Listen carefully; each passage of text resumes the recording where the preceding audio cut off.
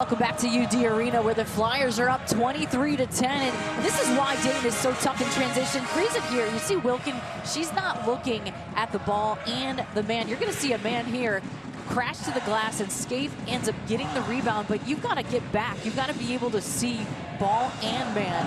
That time, just a total hiccup defensively, and why, if Dayton is able to get out and run, and they rebounded the ball, they got it out in transition, they ran, and that's their wheelhouse. That's when they're very successful. I thought to start the game, St. Louis did a pretty good job at limiting those chances, but if they continue to bolster those chances in the run game, could be trouble.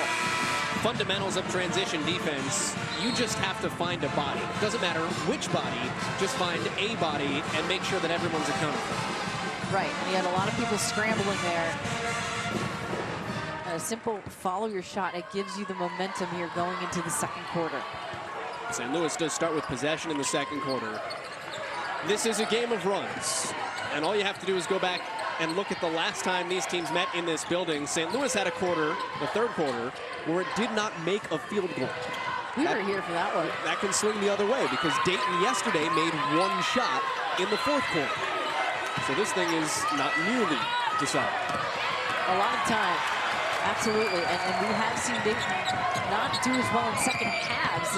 I'm curious to see how they come out in the second half to finish the game, too. Turnover for St. Louis was number 3. Gives Dayton a chance to expand what is right now a game-high 13-point lead. Into Jordan Wilmuth.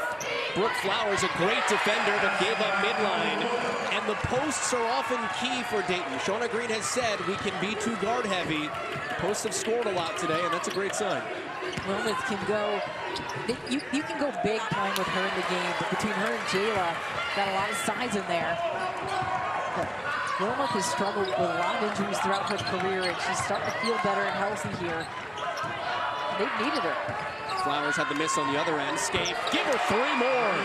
Jayla Scaife is a senior, did not play in the NCAA tournament last year, and that will not happen again if she has her say.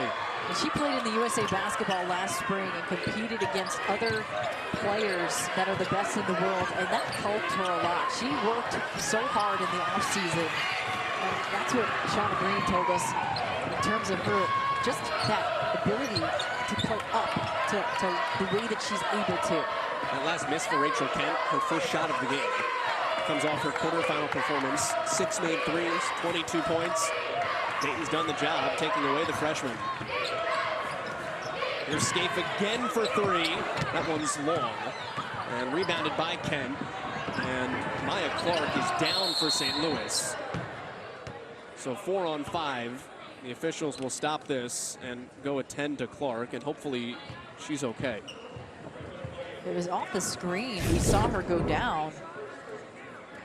Number 32 here in blue. She was trying to get through the screen. And I did not think that it was a moving screen. Whitehead was pretty set there, and she tried to kind of plow through her, and it looks like she got hit. It's a good physical screen. Yeah, I mean, she was pretty set. So Lisa Stone out to take a look at Maya Clark, who you had mentioned off the top. Lisa Stone calls her an X factor. She can be the person that elevates this St. Louis team. And down 18, somebody that they would want out on the court big time. Yeah, and we're just checking out what happened here, and she tries to battle around the screen, gets really just knocked down. I know from my own experience, it's hard getting around screens sometimes, and you try to go over top of them, and you get kneed in the quadricep a lot, and I remember that happening to me a lot. It was more so in my quad area because I was smaller, but depending on how you're trying to get through the screen, it can be painful. Or sometimes you don't know it's coming. You don't turn that corner. And you kind of yell at your teammates for that. And I'm not saying yell, but they need to tell you when it's coming. It did seem like that caught her a little bit off guard. And those players behind you should be telling you. But she saw the screen. I mean, it was in front of her. I think it was a combination of Whitehead's arm into Clark's arm, which then got her in the upper body.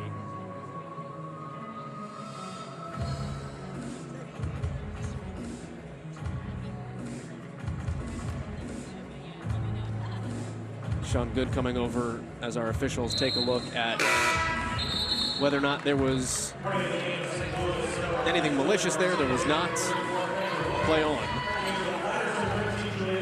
As Clark continues to be attended to, and they're looking at that arm more than anything else. Yeah, but that's unfortunate. maybe at first a wind taken out, but we said the arm kind of got pressed and collapsed up against her body. Yeah, not good. Hopefully she's okay. Clark is replaced by Julia Martinez, the freshman, 11 in blue. Really good distributor. Wilkin going to work underneath. There's Martinez with the rebound. Right back inside. Smith Traore. Wilkin can shoot 40% from three. She's your center, but do not dare her. That's right. She can shoot from out there and spread the floor out. It's a 15-point game. Dayton still well in control. Harbison under the screen. Fowler will shoot. And an 18-footer is good for the 5'2" Shaquilla Fowler, a little water bug. And they often really bait Shaq to shoot. And you know what? She can make those when she gets the opportunity. She was wide open. If they're going to make her shoot those, she's got to take them. Wilkin inside. And that's an offensive foul. Shaq Diesel out of it. We got to go. Shaq Diesel. I'm sorry, I missed the Diesel part. She was Diesel. That is the second on Kendra Wilkin. So Lisa Stone will pull the most improved player of the year in the Atlantic 10 with 7 minutes left to go and her team down 17. St. Louis needs something 13 fast. points. They can't score. They're really struggling to get good looks on the offensive end. Jayla Scaife, another three. Jayla Scaife, that's her spot. She's done it 3 times from the top of the key, and Scaife has 14 first-half points. The thing with Jayla and these seniors on Dayton, they know this is it. They have an urgency. When you have seniors, they realize that they're not going to get another chance to do this. You can tell she's really, really playing hard. Yeah, Dayton's been on both sides of the court. There's Harbison spinning, little floater around and out. Didn't win the tournament last year, didn't make the NCAA tournament. 2 years ago, didn't win the A-10 tournament, did as an at-large. Turning around, there's Chandler missing and Harbison the rebound. They were RPI 39. This year, right now, Dayton is RPI 49. It doesn't want to leave it up to chance. No, it doesn't. That's exactly what Shauna Green told us, too. And she just wants to win it. Then there's no question marks whether the committee lets you in or not. And even though I do think that they could certainly get an at-large if they don't win it. There's Kent. Clear sailing to the bucket, but just too strong. And the rebound down to Fowler. Someone's got to stop her in transition. Good slide by Martinez.